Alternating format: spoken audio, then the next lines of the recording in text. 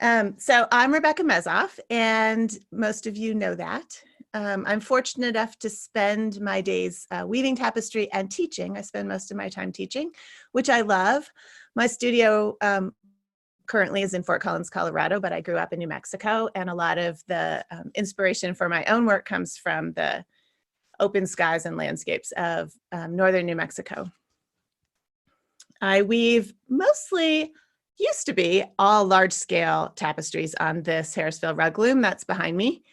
But in recent years, I've been carrying around little looms with me and weaving wherever I go. So a mix of both has been really fun. I'm here today to talk about tapestry design.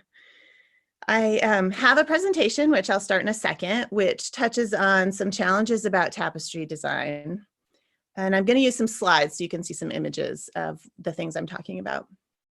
There's a Q&A panel at the bottom. If you haven't found it, I think it's on the bottom of your screen. There should be a little button that says Q&A. That's the one I'm going to use to watch for questions. So if you click that, a little panel should come up and you can ask questions. I think you can probably see what other people are asking. I hope. I tried to set it up that way.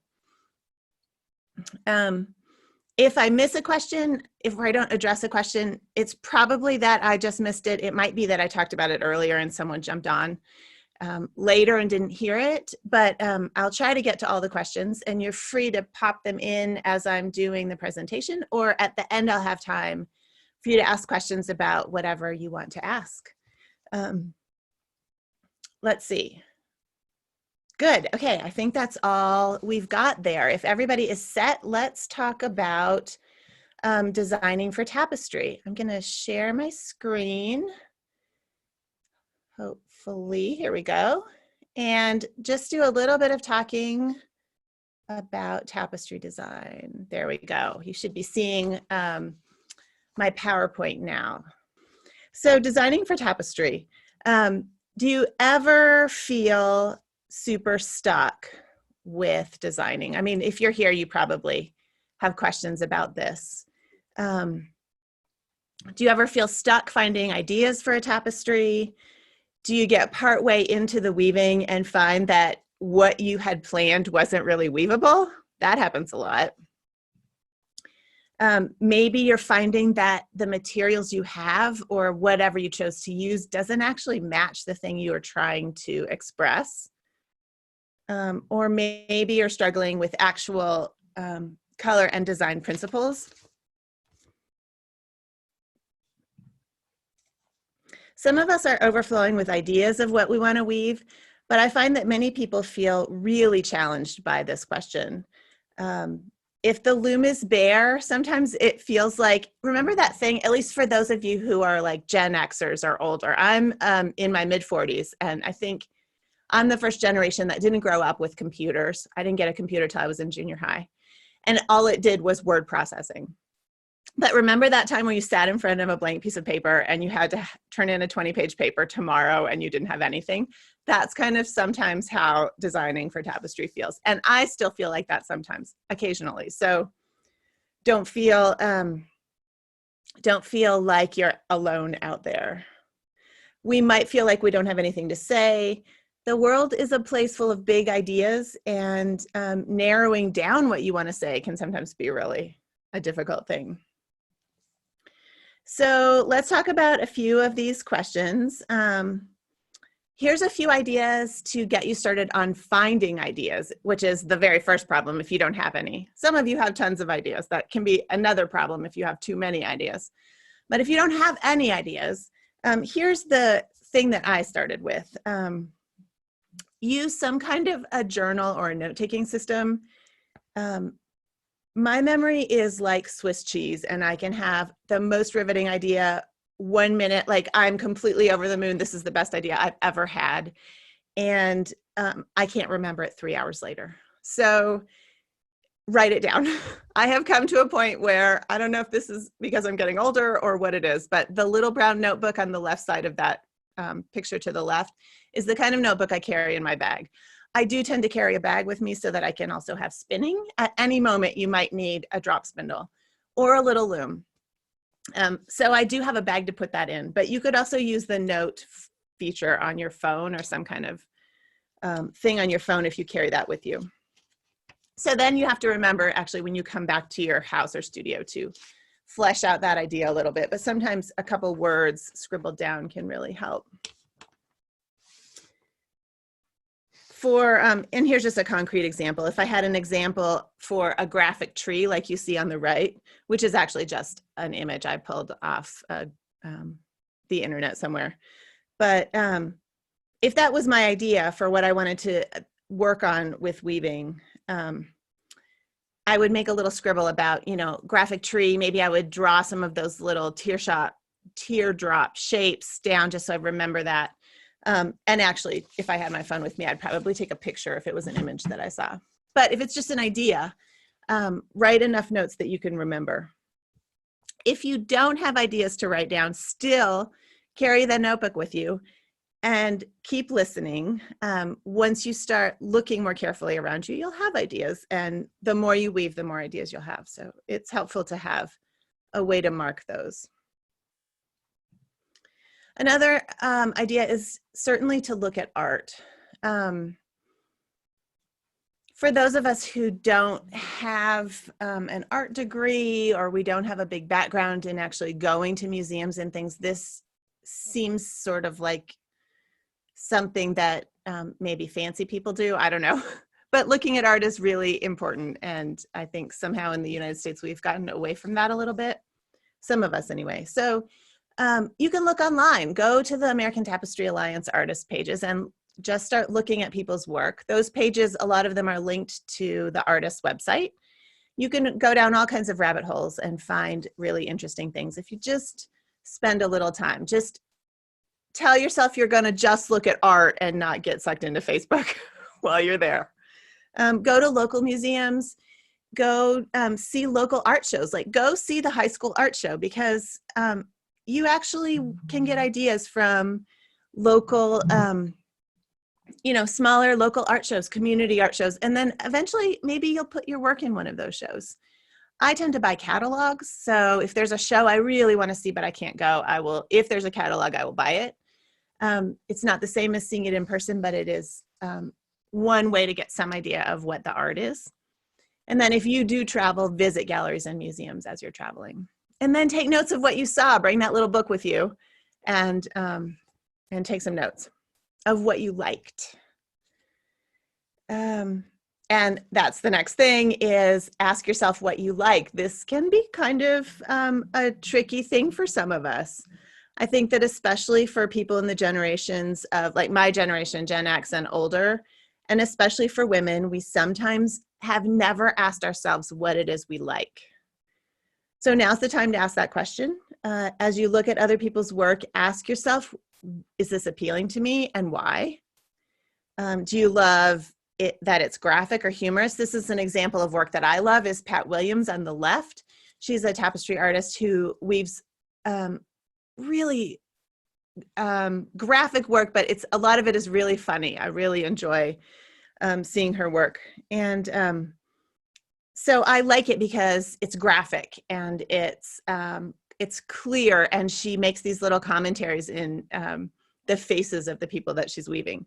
So if you see something you like, think about, can you write those things down, or can you at least acknowledge in your brain why it is you like that? Just noticing stuff like that can be a powerful way into figuring out your own design process.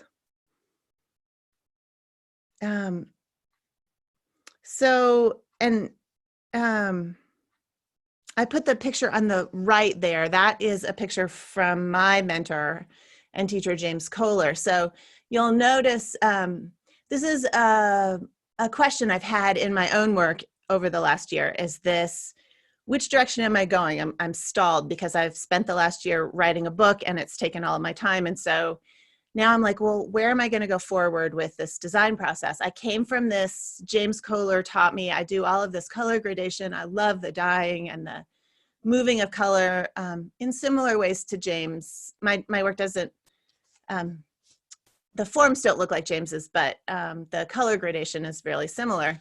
And then I look at things like Pat Williams' work that is so funny and it makes me laugh. And I think, well, I can't do that. That's not what I learned, but I could do that. I could do, I mean, not what Pat does, but I could develop my own style that's different from where I came from. So those kinds of questions are important. And I guess you'll see what I come to sometime in the next year when I start another tapestry, big tapestry. So the next slide is about just learning to see. So this is just a hint. Figuring out what you like is also part of the process of learning to see what's around you. I put this slide in because I love to go backpacking, and being outside is where I get a lot of ideas for the feelings in the things I want to work on.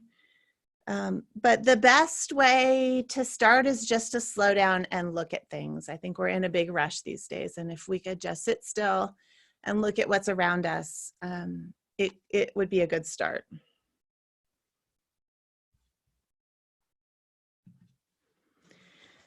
So then we come to this question of how do you make something weavable?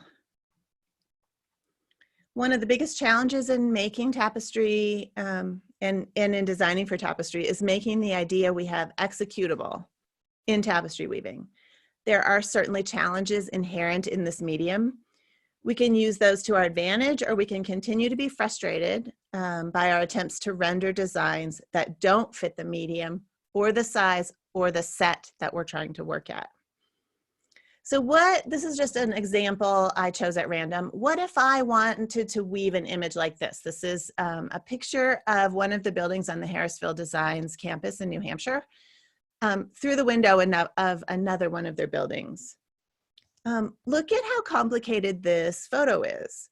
There's both vertical and horizontal lines, but because of the angle of the photo, they aren't, the lines in the foreground are not actually horizontal or vertical. So in tapestry weaving, those lines would be stepped. And then look at all the little windows and details in the buildings outside the window in the picture. So then my next step would be to ask myself, what is it about this picture that I like? Why do I want to weave it? What elements could I keep to retain the feeling?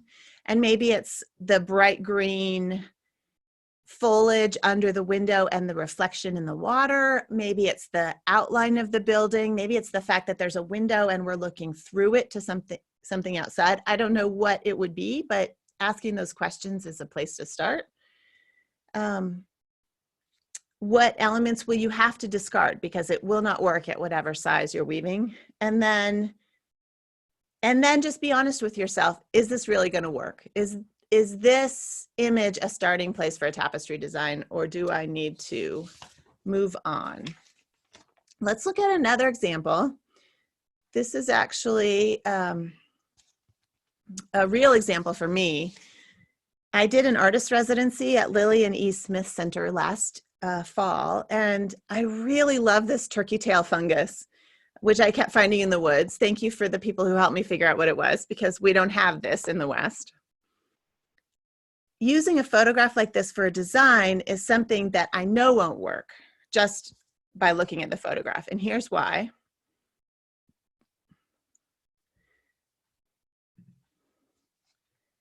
In this version of the photograph, I've put a grid over the image. So say I wanted to weave this photo or part of it at 8 ends per inch at 7 inches wide. These grid lines indicate the warp spacing for that set and size. It might be a little difficult for you to see these lines on the screen, but there's far too much detail in this image to be rendered in tapestry. Even if I know I don't want a realistic portrayal of this image, using a photograph like this as a cartoon is really completely overwhelming. So let's use a subtractive process to try to make this into something we could weave. We need to take information away from the image in order to be able to weave it. I could print this photograph out and trace the lines that I love. That's something actually that I do a lot. I'm fond of abstract tapestry, so for me, this image's attraction is about the beautiful colors and the layers in the fungus. So let's start like I did here by cropping the photograph to get rid of some of the information. Here's the original photograph. Here's the cropped version. From there, I could take tracing paper, I could print it out, I could take tracing paper and trace off some of the lines. But what if I cropped it again? So I turned the image, which you see on the right, and I cropped it. Now what I'm seeing is an example of something that I might be able to execute in Tapestry at 7 inches wide at 8 ends per inch, maybe with some hatching and color gradation.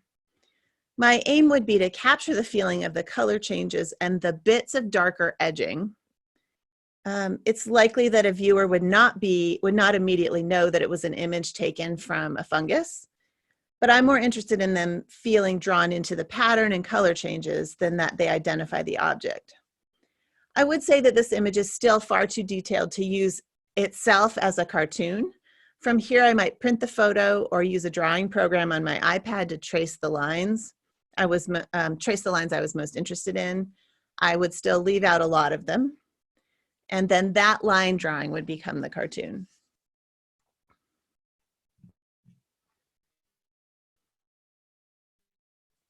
This is an old examish book where I used photographs and then sketched out parts of them I wanted to use. This was how I designed Emergence 5, which is the piece you see on the right. The process was one where I did use a lot of photographs. So I love the Southwest and Chaco Canyon and other places with Anasazi ruins. And the photo stacks on the left are images from those places. And then on the right page of the book, I have taken out some of the images, some of the detail from the images, and sketched out some ideas that I wanted to use in the final tapestry.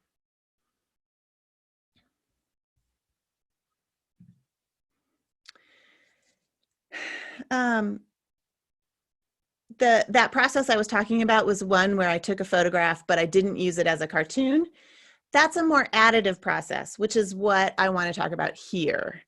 So what I mean by that is I didn't take the photographs you see stacked up on the left and subtract information from them by taking it out of the photo. I actually picked out pieces of the things in the photos that I liked and added them to a blank page on the right. So here, this sort of additive process for creating a tapestry design, you start with a blank piece of paper and you add stuff to that.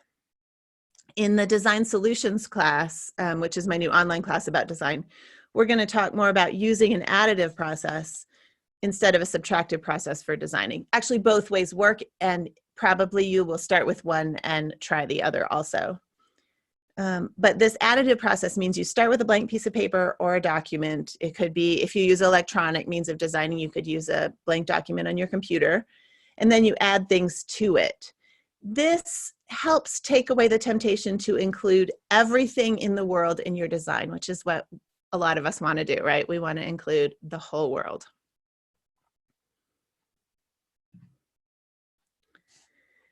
You can create your design in so many ways, and there's lots and lots of tips about how to do that, which I'll talk about some here and some in the design class.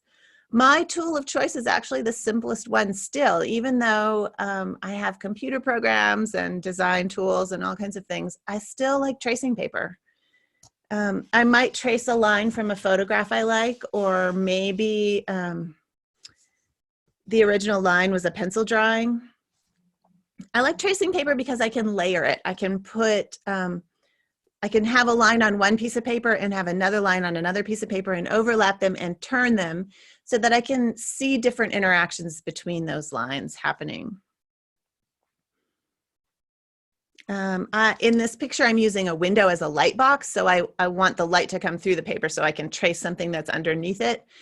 Now you can actually buy, it used to be that light boxes were these great big clunky things. They were 3 inches thick or something, and they take up a lot of space. Now you can buy one that's really thin and very light for about 25 bucks.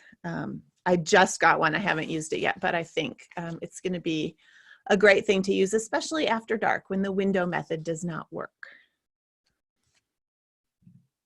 Here's another example about using tracing paper. I was playing with color.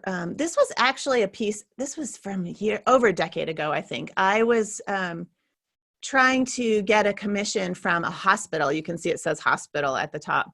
I was trying to get a commission from a hospital to do a great big piece for their entranceway. And I did not, of course, get the commission, but this was part of my design process for it. I had played around for a long time with color, just coloring those little squares with colored pencil. And then I used tracing paper. I wanted some contour lines to go through the piece, and I used tracing paper to play with those lines. So I could draw lines on one piece and then, or, you know, multiple different configurations. I could layer them, move them around. And that really helps me see different options. And sometimes I find forms or lines that I never probably would have come up with without those processes. So deliberately saying that something is not a great design for tapestry is an important step. And I think this is not as easy as it sounds. Set, materials, and the complication of what you want to weave are important considerations. Either the idea needs to be worked on or it should be abandoned in many cases. This Gunilla Peterson piece called Home is between 3 and 4 feet square. I saw it in one of the American Tapestry biennials. I can't remember which one, but I love her work. I think it's wonderful. But my point about this is that this piece is really wonderful at this size and set. I don't know the exact size. It's 3 or 4 feet square. And the set, I think, was something pretty normal, maybe 8 ends per inch or something. But if you tried to weave this much detail at a foot square at the same set, it would be unsuccessful. If you can't weave a design at the size and set you want, you need to modify the design until you can. And learning what size and set match your equipment and materials is definitely part of the design challenge.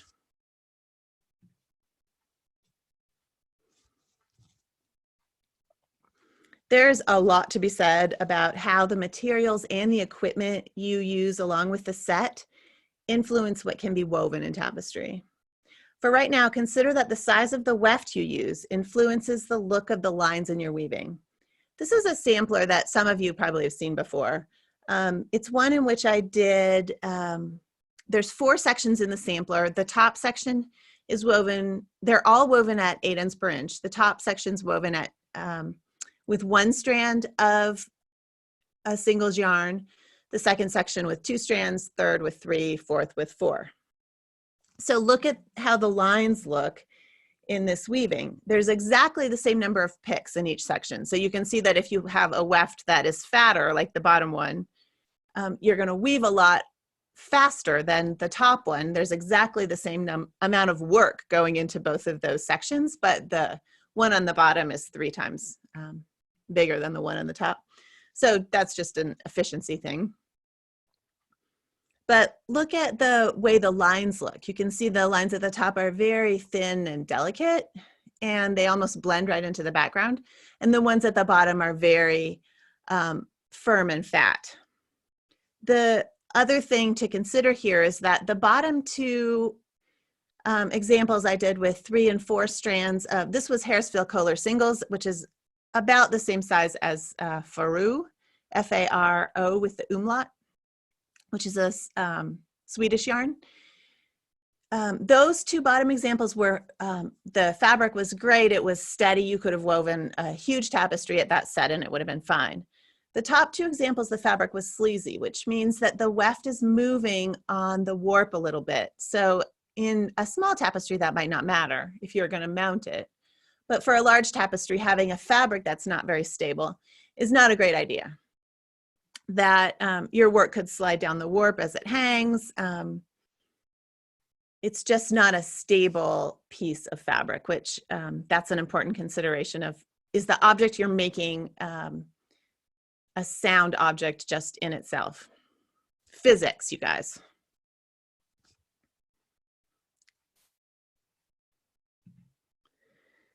Another thing to consider, of course, is different kinds of yarn. So shinier wools, like the Weaver's Bazaar wool, is tightly spun and reflects a lot of light. Harrisville Kohler singles, which is what I'm currently using for my larger pieces, is much fuzzier and made from a different kind of fleece. So the final tapestry looks more matte. The example on the left is a close-up of my Emergence 5 piece, and that is done with the Harrisville Kohler singles, which is, they're using a sheep from New Zealand, a shorter staple sheep, and the yarn is not shiny. It's very matte and it's a little bit fuzzy. The other yarns on the right, there are 4 different yarns there. And the one at the bottom left with the yellow little figures, that is done with Weaver's Bazaar.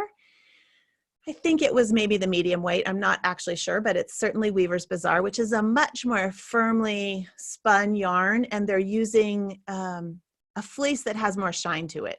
So the look of the piece is very different. To the right of that Weaver's Bazaar piece, the lightest color example is that Faro yarn, F-A-R-O, the Swedish yarn. That yarn, similar in size to the Harrisville Kohler singles, but it has some spelsow in it. So it's a little shinier than the Harrisville yarn. It's not quite as matte looking. The yarns on the top right corner is Harrisville Highland. And you can see that it's also much more matte, especially when you compare it to the ones to the left. And then the top left is a Fried. It's a Norwegian yarn. It's also gorgeous. It also has spelsow in it, which is a kind of sheep that has longer staple wool. So the yarn is more reflective. Longer staple wools have bigger scales. You know that wool fibers have little scales on them. Longer staples have bigger scales, and those bigger scales reflect more light. It's just another physics thing. Okay. Hopefully that makes some sense. So the other thing that we think of when we start to think that, you know, we are challenged with designing is color and design principles. If you didn't go to art school, you haven't had an art class, it might feel like you have to know all of these color and design principles before you're going to create wonderful designs. And of course, I will challenge that. I don't think that you have to be incredibly proficient at every design principle in the world. I do think having a little bit of a grounding in color and design is helpful when you're making choices.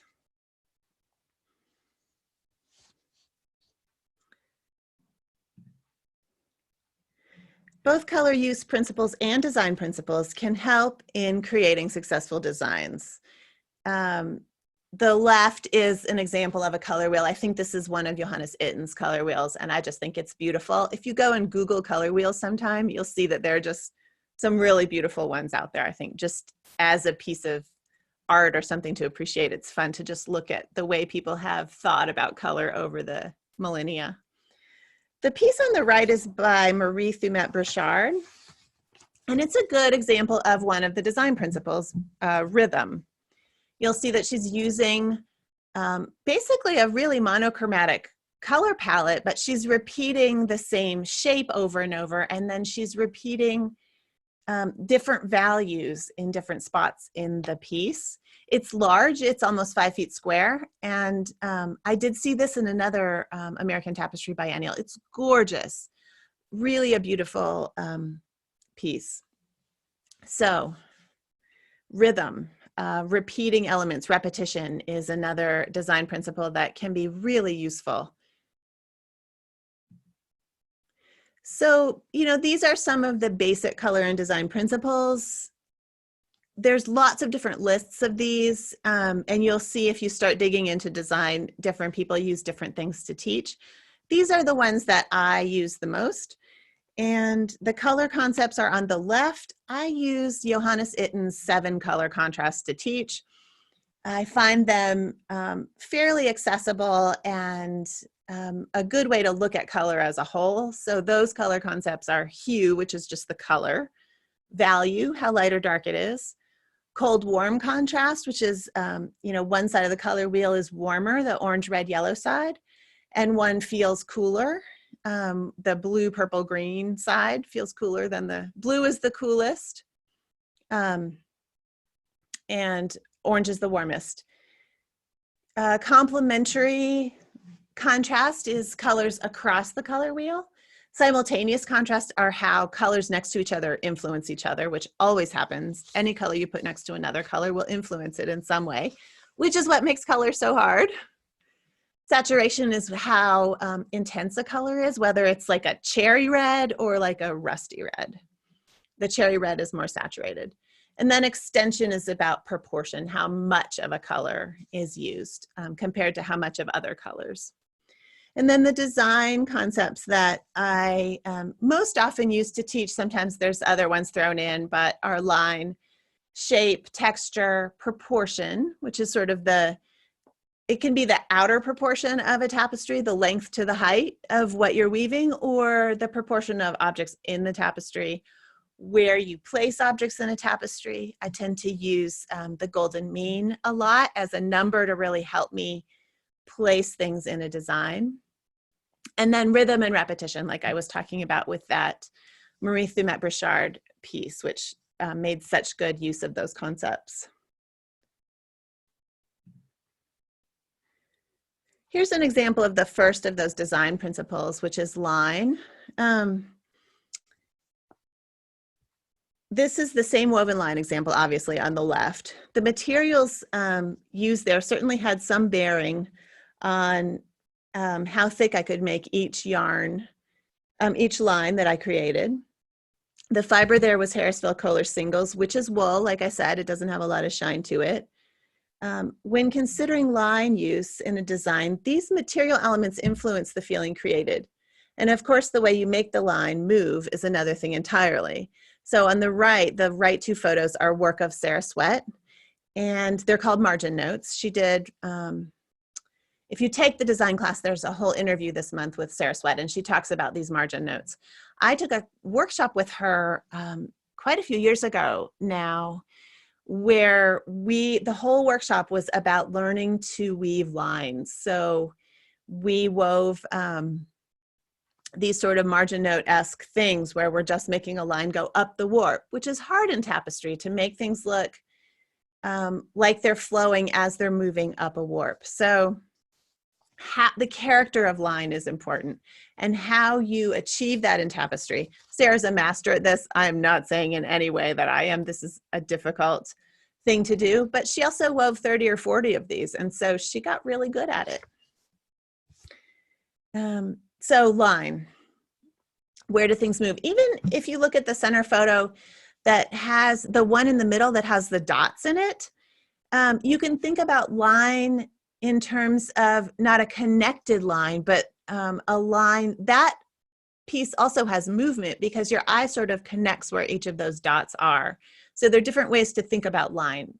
It doesn't have to be the sort of line you would draw with a pencil. So I want to talk a little bit more about design in terms of what I've put into the new design solutions class. The title of the class is Design Solutions for the Artist Weaver. And that artist weaver part comes from modern day practice of tapestry weaving. So way back in time, before medieval times, weavers, we think, wove their own designs.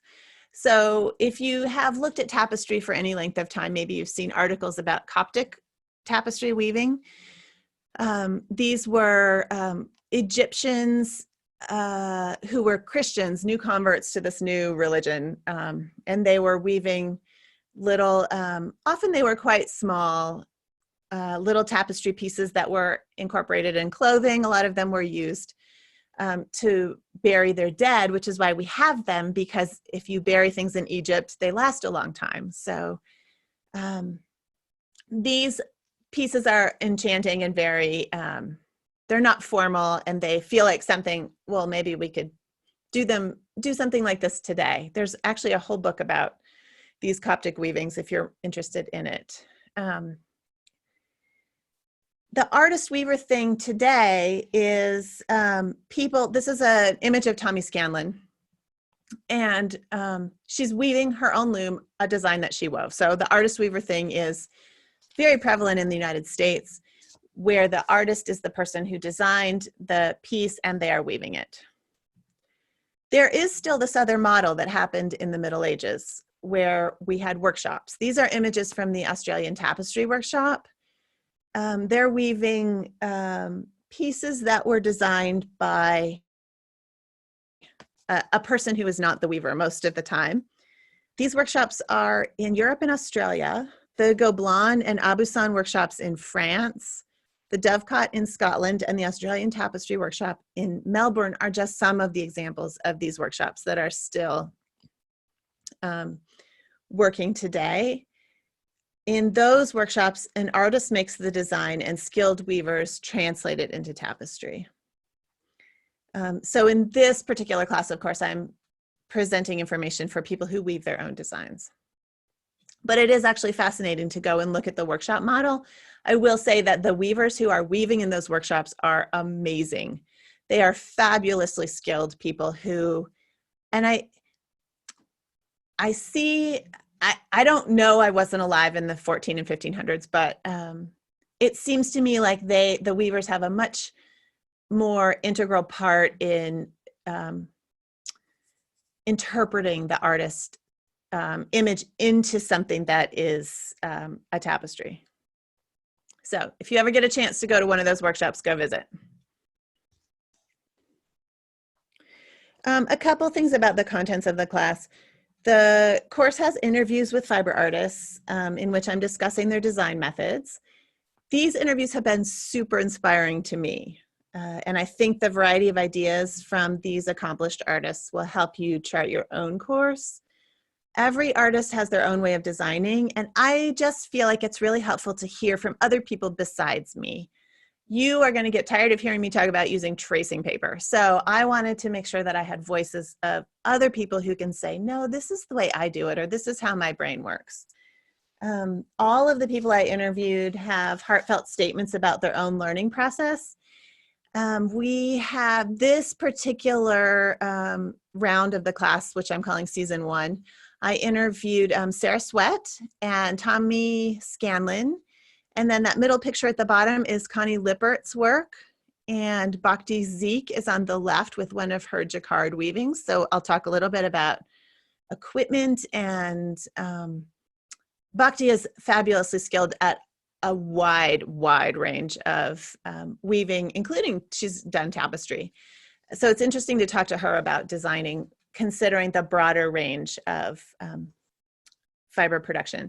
And then I do have one audio interview with Susan Martin Maffei and Archie Brennan. So Archie passed away in October of last year, if you didn't know, and he was a giant in the world of tapestry. So he, I was able to go and talk to them in 2018. So I'll have some clips of advice from both Archie and Susan. Okay, I think that's all. Yes, so those are the 5. Y'all still good? Okay, great, Lori. I see that question. I'm going to get to that. That's great. Behind the scenes is another. So these are just sections of things that I'm talking about in the course. I will have some behind the scenes clips. It is really hard to get behind the scenes, like into somebody's studio. The picture on the left, of course, is my studio in Santa Fe. Unfortunately, it's not my current studio. And no, I'm not holding a teddy bear. I'm holding yarn. On the right is Connie Lippert's studio. And when I went to visit her, I was so pleased to see that she uses a macomber, exactly like mine. And there are a few others. So we will try to get, whenever I can get into someone's studio and they are willing to share, I will share that with you because I think it's helpful and fun to see what other people are doing. And when I say studio, it could be the corner of your living room. It could be you turned your dining room into your weaving room. It could be that you pull your looms out of a drawer and that's your studio on the kitchen table. So I'm not saying that you need to have a separate space for a studio because many people don't, even people who are weaving professionally. Okay, so there's like a nuts and bolts section. We'll spend time talking about how equipment, materials, and techniques influence design. These concepts directly affect what you can accomplish in tapestry, and understanding how your choice of yarn, for example, influences the designs you can achieve is important when you're trying to weave a particular design.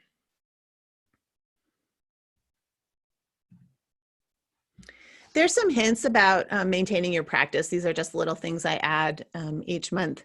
So how to overcome resistance. Not everybody has that problem, but I certainly do a lot of the time, that there's some big block about something that I need to get by. And so there are actually habits that I've cultivated to get past those blocks. So we'll talk about that. Ways to sample. We'll talk about, do you sample? Do you need to? When and why wouldn't you? And just some basic encouragement for sticking with the journey. I think a lot of times we get discouraged and we just put it away instead of trying to get through those blocks. There's also a monthly Q&A, and that's a live thing. And that's your chance to ask me questions that I will most certainly answer. I do spend time in the course looking at everybody's thing and encouraging discussion and all of that stuff. But in this class, I can't possibly answer every question, and I don't have the answers to every question. So we're going to talk amongst ourselves. And if there's something you absolutely want an answer from me, the monthly Q&A, which is live, like this, that will happen at the end of every month. They're all recorded, and it's impossible for me to pick a time where everybody all over the world can attend. So I'll move the times around a little bit, but they'll all be recorded, and you can ask questions ahead of time, etc. So let's, I'm going to stop this slide sharing, and let's, oh, hi. You should be able to see me again. Let's talk about some of your questions. Lori asked, I know Tapestry Techniques. So this is actually where this class came from, Lori. That's a really good question. I know Tapestry Techniques. So she's woven the techniques. She's been in my classes, but I can't figure out how to apply them to a design other than something very basic.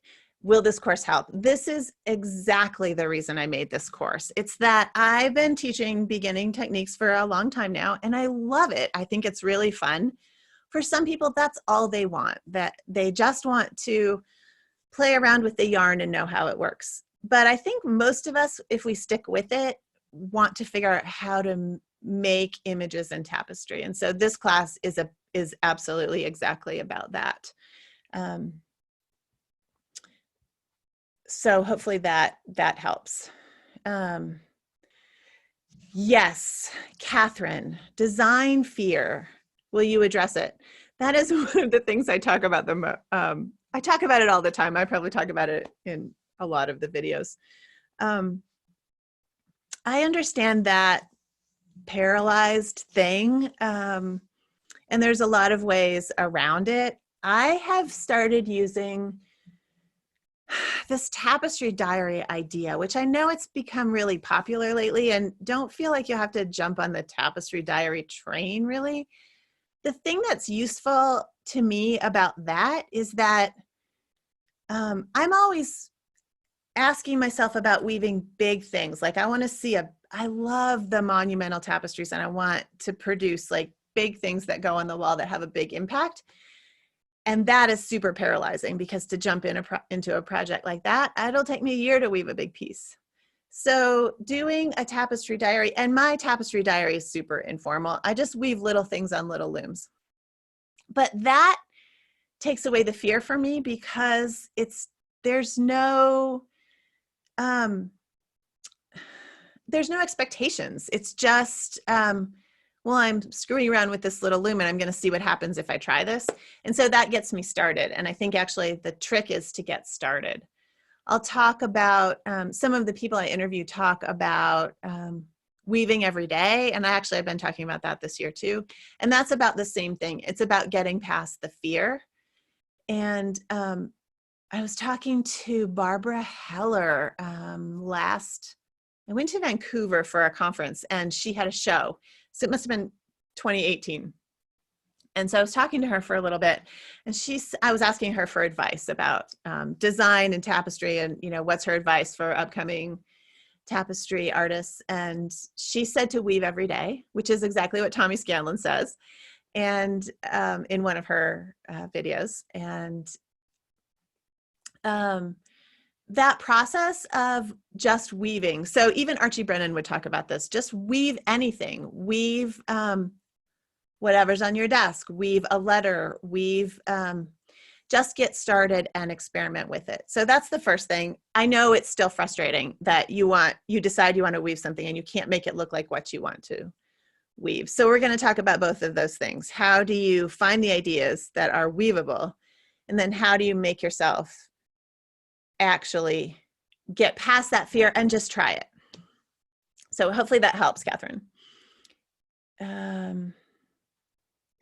Jenny, yes. So Jenny asked, will you talk about both the subtraction and addition process in your class? Yes, definitely. And in that presentation, it may have seemed like I was saying we should use the additive process over the subtractive, but I'll tell you right now that the first 2 interviews I do with Sarah and Tommy, both of them state, and this was unprompted, they both state that they started with photographs. So there's nothing wrong with that subtractive process where you start with an image that you like. The trick is figuring out how to do the subtraction. So making sure that you can take out enough things that it makes the design weavable. But absolutely, we'll talk about both things, and neither are right or wrong. And there are other ways to do this that maybe are a little different. So yes, we will definitely talk about both.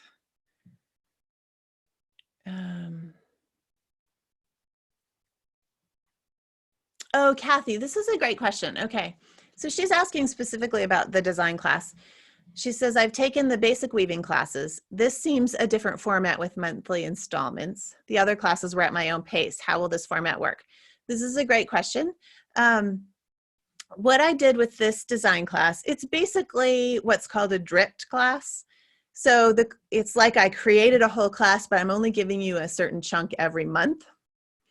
The reason I wanted to try this is because I really wanted to try to encourage a community feel in the class. I wanted students to talk to each other about their struggles and hopefully to show examples of what they've worked on and what worked and what didn't work. And to do that, I needed everybody to be kind of on the same page.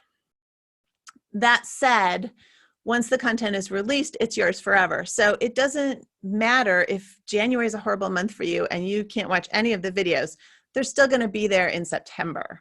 So the whole class will build and be released between now and June, but then it's your class and you can do it on your own time whenever you want. It's just that you don't get all the information at once.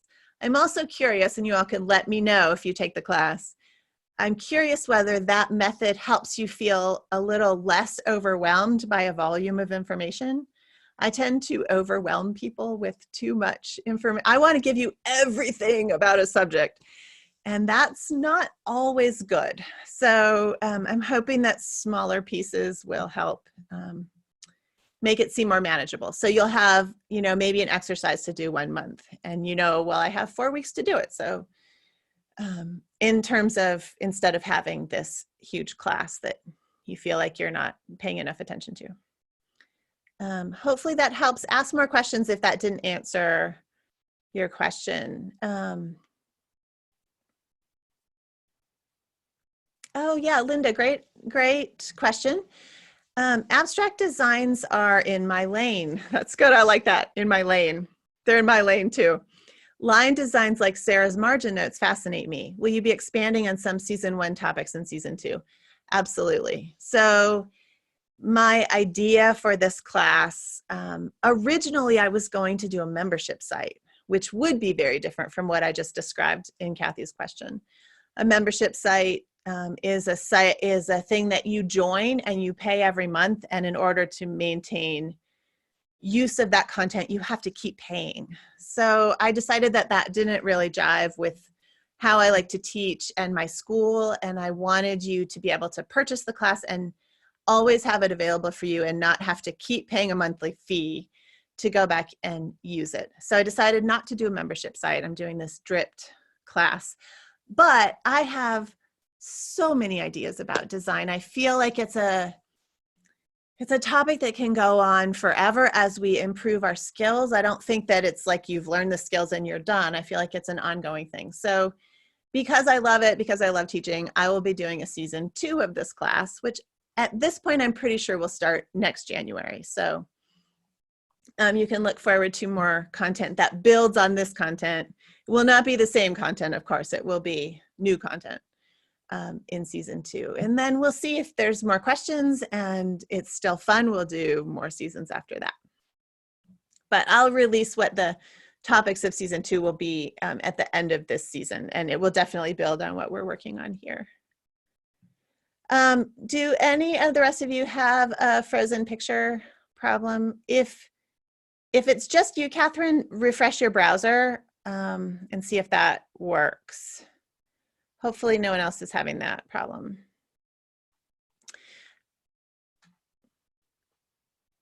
Debbie, great question. Are there exercises in the course that we need to complete within a time frame, or is it just providing information for us to work through on our own time? So it's a little bit of both. I do feel like it can be really helpful to have a specific exercise. This is not for everybody, and I present the background for why I'm presenting an exercise, and there's a lot of specifics, like for example, February, I'm talking about line, and I have a specific weaving that I ask you to do. I give you some ideas of how you could arrange it, but it's a practice in learning about line in tapestry. And so I'm going to recommend that you do that. Of course, you don't have to, but the time frame for that exercise is whenever you have time to do it. It'd be great if you could do it within the month, but it doesn't matter. You can always come back to that month, and there will be other people there if you want to put up a photo. You don't even have to do that, but it's kind of fun to see what other people have done and talk about how they solved the particular problem that I gave. So there will be both things. There will be sort of lectures about particular concepts, and then there will be exercises that go with many of them, not every single one. There may not be a weaving exercise every single month. Or it may be more like I give you ideas of which roads to go down, and you sort of design your own sample around that. That's a great question. Kate asks, I'm confident with design, but I want to turn these into tapestry designs. Will this class be advantageous? I want to use my own sketchbooks. So absolutely. So there's a couple pieces to this class. One is principles of design, but I have shied away from any lectures about this is what line is, and these are all the people who've studied it, and this is what they say. And we'll talk about, artists who, I don't want it to feel like a college lecture on design principles. I will give you lots of resources. I will give you background on all the design principles, but my goal is to connect those principles with tapestry weaving. So I am more interested in taking the principle and talking about how it's used specifically in tapestry design. So part of the problem with designing for tapestry is the limitations. It's not like a canvas that a painter has where they can put the paint wherever they want. I mean, painting has its own technical stuff. I'm sure I'm not a painter, but tapestry specifically as a way to create images has some real limitations. And so my idea is to connect those design principles with how you would use that specifically in tapestry.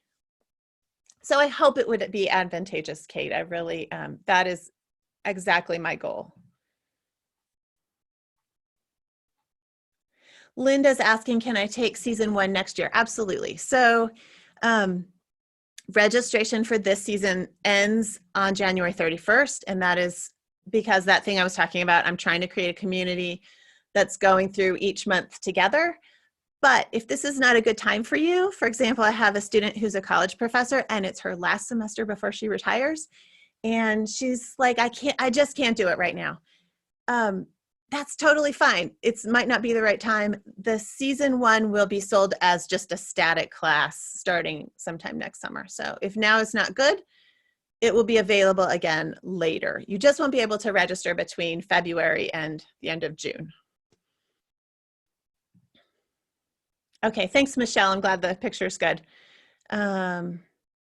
Okay, good, Catherine. Catherine, I've had this problem on Zoom yesterday. I had a meeting with someone on Zoom and my picture was freezing all the time and hers wasn't. So it's either an internet lag or it's a browser problem. I'm not sure, but hopefully it will keep working for you.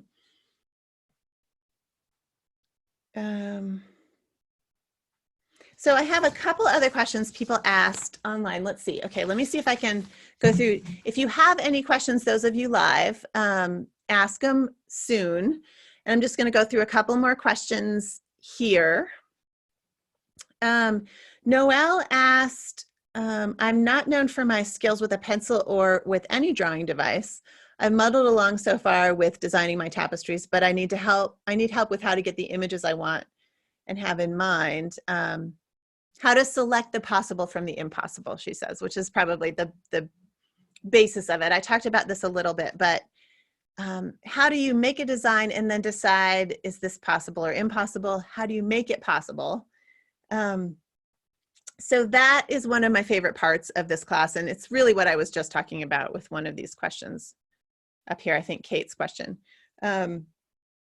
How I want to connect the basic design principles, and color use is another big thing. I will be talking about each of the IT color principles and then talking about ways to experiment with those in your work or maybe samples. Sometimes color samples are fun to weave. So connecting the principles with actually how you use those in design for tapestry, which I think is the best way to approach this in a limited time frame. If we had 400 years, we could dive into everything, but we would all get bored maybe. So yeah.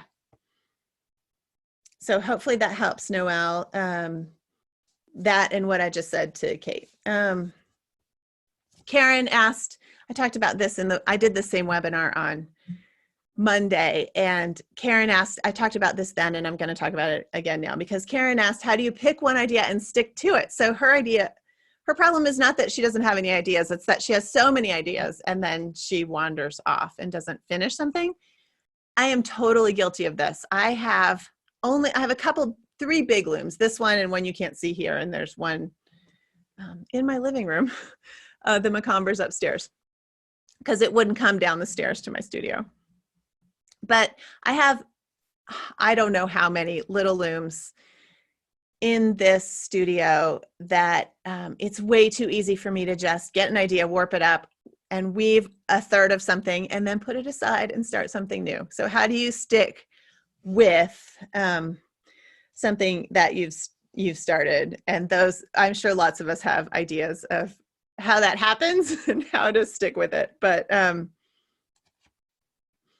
the first thing I would say to Karen about this is that choose the one you're most interested in at the moment and then work with the design a little bit longer. I'm guilty of this too, where I have an idea and I just start weaving it and then I'm a third of the way in and I'm like, didn't really work out how I wanted. And I don't finish it. I just pick up another loom and start something else. Instead of doing that, if I had spent another bit of time working on the design until I was sure that it was going to be something that it was at least instructive, that it was worth spending time on, I probably would have finished it. So there is that, spending a little more time on the design so that it's something that we're making something that means something to us. Okay. And Linda, good question. So this is a great, it's a big subject and I'm going to talk about it, I think, in April in this class. We can talk about it anytime, but she's asking, do you recommend the Procreate design app? If so, why? I just got my very first iPad for Christmas. I've wanted one for a long time, and I had a friend, it's both Tommy Scanlon and Sarah Sweat use Procreate on an iPad for doing some of their design work. And I just wanted to try it. So I got an iPad and I got Procreate, and it is amazing. I totally recommend it. I've used Photoshop for years. I used Photoshop Elements for a long time. And then for my business, I had to have the whole Creative Cloud suite. So I have the full Photoshop now. It's completely overwhelming. There's so much that that program will do that I'm just, I don't know. The thing about those computer programs is the layer feature. So what I'll talk about in April is using layers to design. Very similar, you can see how my brain works, very similar to using tracing paper, only it's digital. So you can do things like, in Procreate, I had a picture of a leaf that I took, a close-up picture of a leaf that was on the ground. What I was interested in was the veins in the leaf. They made a beautiful pattern. So I put that picture as a layer in Procreate, and then I put another layer on top, and I was able to trace it, and then I took the picture away, and that was the basis for playing with design. Procreate is a very powerful app, and it's $10. So I do recommend it if you like computer stuff and you have an iPad. Please don't go out and buy any expensive equipment unless it's something you really think you'll use. But if you like digital stuff and you have an iPad, especially if you have a version that you can use a stylus or an Apple Pencil, Procreate is really great. I'm not sure, I don't really think I would like it if I didn't have an ability to draw with a pencil on it. So that is another consideration. But yes, I recommend those layer features in digital design, and the fact that you can use a photo as so that it's sort of using an additive process almost. Like I used the photo, I traced off the part I wanted, I took the photo away, and it's quick and you can erase really easily if you use the layers feature. I am over time, so if you have to go, I don't want to take up your time. No problem if you have to leave. I have two other questions that people sent me beforehand. I just want to get at really quickly. One of them, Lynn actually just sent me this a few hours ago. She said she's wondering if there are specific looms that I recommend, if it's possible to use Mirax Hokit rigid heddle looms.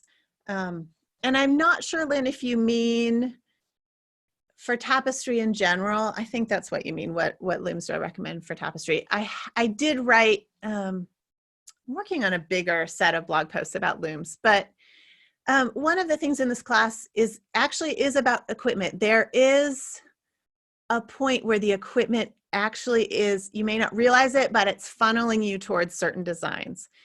The easy way to see that is, of course, if you only have a small loom, then the designs that you do have to be simple enough to fit onto a small weaving versus a larger loom that you can put more detail into a tapestry. But there's also the consideration of weaving on an upright loom versus like a horizontal loom, or a loom, I guess even more than that, it's a loom that has shedding. So on my loom, I control the shed with my feet, and it's fast, and it means I can switch the shed super easily. I don't even have to think about it. On my Mirax loom, I have a treadle. I can do the same thing, or sometimes I'm using the little handle, but it's faster than someone who has an upright loom without any shedding device, and that means that they're picking the shed. Could be an upright loom or a little loom. So if you are a shed picker, and these people are super fast. Sarah Sweat weaves this way, and she is amazingly fast. It's not that picking is that much slower than any other kind of loom. It's just a different way of creating the work. But those people are usually using a tapestry bobbin. So they have a bobbin in one hand with one color of yarn on it, and they're using their other hand to pick the shed. So picking the shed means I'm pulling forward a certain number of warps, and I'm putting the bobbin through. If you do that, it's more efficient to weave a shape at a time. So I'm picking the shed and putting the bobbin through. I'm picking the other shed and putting the bobbin through. So it's this motion of having the tools all in your hand. Those people tend to weave things. This is a theory I have. I don't know if it's true, but I think those people tend to weave more graphic designs. So because I'm weaving one shape at a time with one color, that maybe I'm not doing as much blending between colors as I'm going. It's a theory that may not prove out. I'll have to do some research about it at some point, but your equipment influences what you're making. So Lynn is asking about specific looms I recommend. And there's lots of looms I think are great. The eventual question is going to be, do the things you want to create, is that possible with the loom you're using, or do you need different equipment? Certainly for any of my classes, the Murex looms are great. They have tension. I really, really like to work on a warp that has some good tension to it. Making a copper pipe loom, it has great tension, but no shedding, unless you make a shedding device, which you could. The little looms are really accessible. They're great to use. You can warp them with quite a bit of tension on the warp, so you still get that sort of tension effect. Rigid heddle looms, I will just say, Lynn, I'm not a fan of rigid heddle looms for tapestry. I don't like how the heddle works. I don't think it's a good shedding mechanism for this kind of weaving. Depends on the loom. Some are better than others, but my biggest problem is that almost all of them have very poor tension. So the little tiny beams that hold the tension on the loom don't give you a high enough tension for tapestry weaving. That's my opinion, and there are people who weave tapestry on rigid heddle looms, but it is at the very bottom of my list of looms I would choose for tapestry. Okay, and the other question, I'll just, unless you guys have more, I'll end with this question. It was a question about designing for backgrounds, which I had never thought about until Illa sent me this question via email. And I literally had never thought about it, but it's actually something that I struggle with myself. She's saying, I would like suggestions for designing backgrounds. And immediately I thought, backgrounds? Why do we think about it as a background? But I do think about it as a background. So say I have, I'm adding elements, I'm doing this additive thing, I'm making, my next cartoon has a lot of rock forms in it again. Maybe my next cartoon, don't hold me to that, but one of the cartoons I'm working on, designs I'm working on, has a lot of these rock forms, and there's some specific shapes that are designed, and I like it. I sort of know where everything's going to go, but there's a bunch of blank space, and that bothers me, and I'm stuck on this blank space, and that's the background thing I think that she's asking about. So one quick story, I was giving a lecture in Denver a couple of years ago. It was the lecture I give about my own work, and a guy at the end raised his hand and he said, I really like your work because it gives my eyes a place to rest.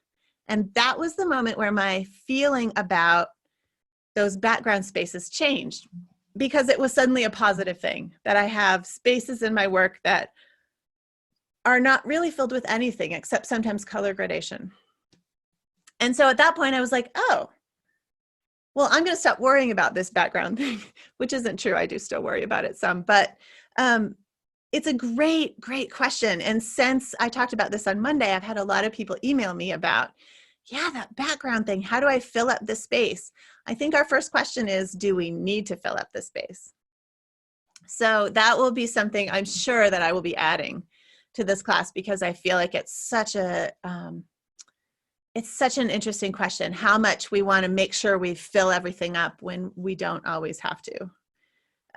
And I will talk more in future about ways some other artists deal with that. So someone like Joan Baxter, if you look at some of her pieces, some of her older pieces especially, she uses a lot of these sort of diagonal triangle forms, which is a great, it's an easy form to weave in tapestry.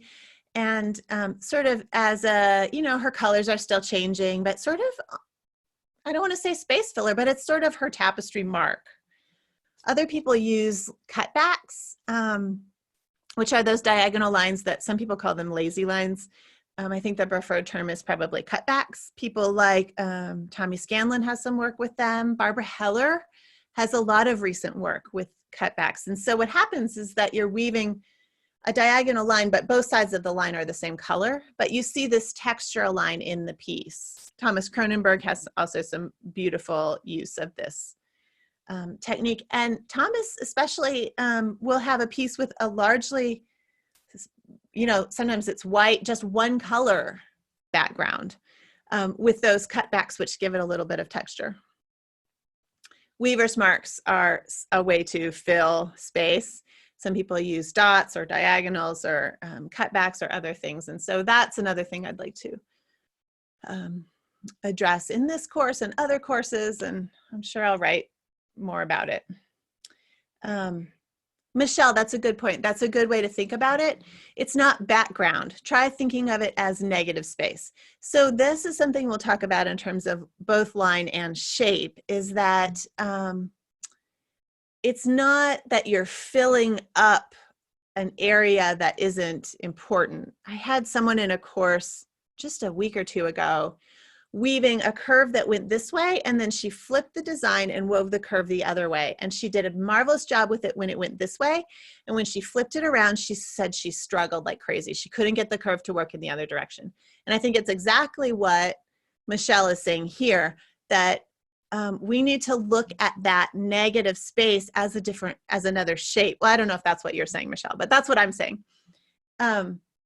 That's what I told the student, is don't think of building the cradle for that upside down curve as being, I'm just building the background to do the actual object.